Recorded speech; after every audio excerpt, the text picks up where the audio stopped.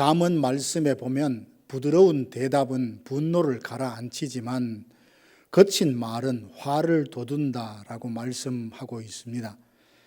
무더위에 지치고 불쾌지수가 점점 높아져서 거친 말로 인해 잦은 다툼이 일어날 수 있습니다. 이럴 때 우리는 하나님의 은혜를 힘입어서 미움이 있는 곳에 사랑을 심고 다툼이 있는 곳에 화해를 이룰 수 있는 성도들이 되시기를 주님의 이름으로 축복합니다. 이 시간 다 함께 사도신경으로 우리의 신앙을 고백합니다. 나는 전능하신 아버지 하나님 천지의 창조주를 믿습니다. 나는 그의 유일하신 아들 우리 주 예수 그리스도를 믿습니다.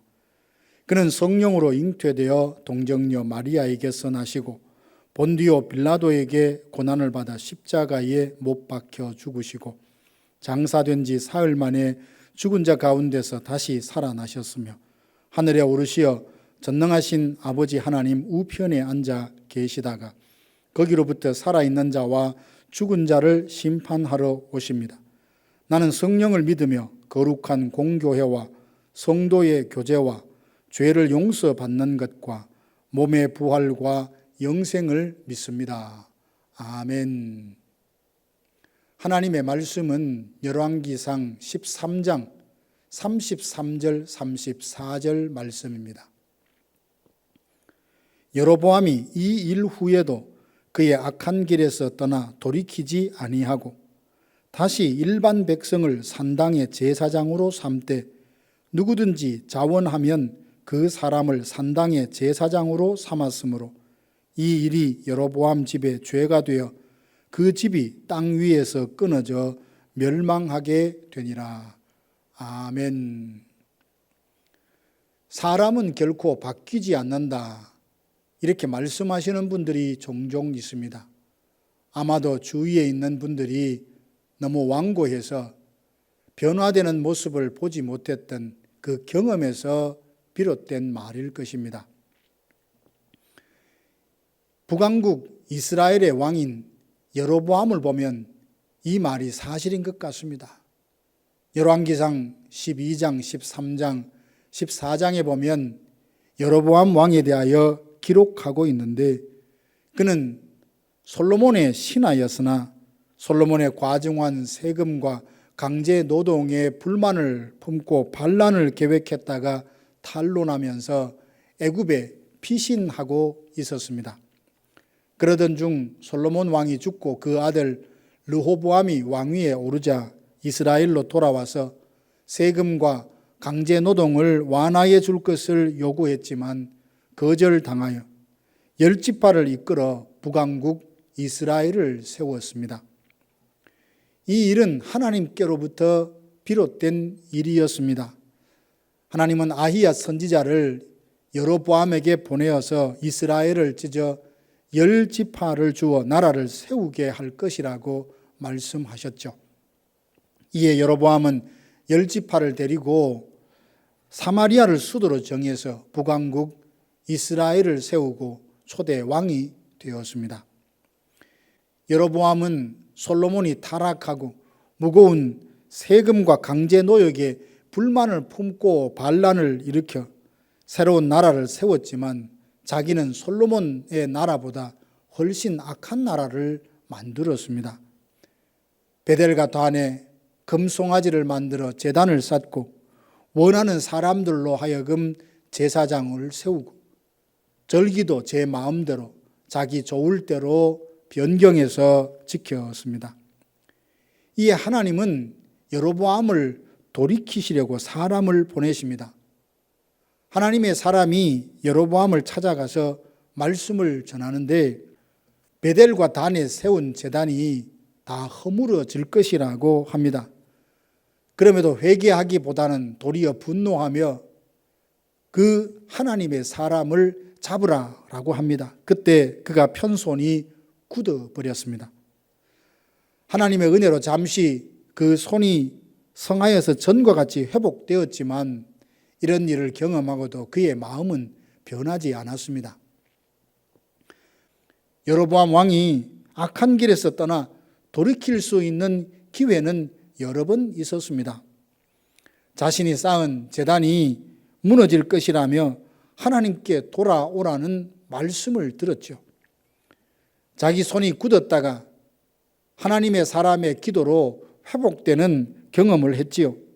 하나님의 사람이 하나님의 말씀대로 하지 않다가 결국 사자에게 찢겨 죽었다는 소식을 들었죠.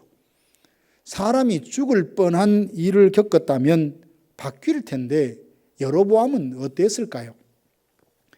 33절, 34절 말씀에 보면 여로보암이 이 일 후에도 그의 악한 길에서 떠나 돌이키지 않았고 여전히 자원하는 사람으로 하여금 제사장을 삼고 범죄하다 그 집이 땅에서 끊어져 멸망을 했습니다.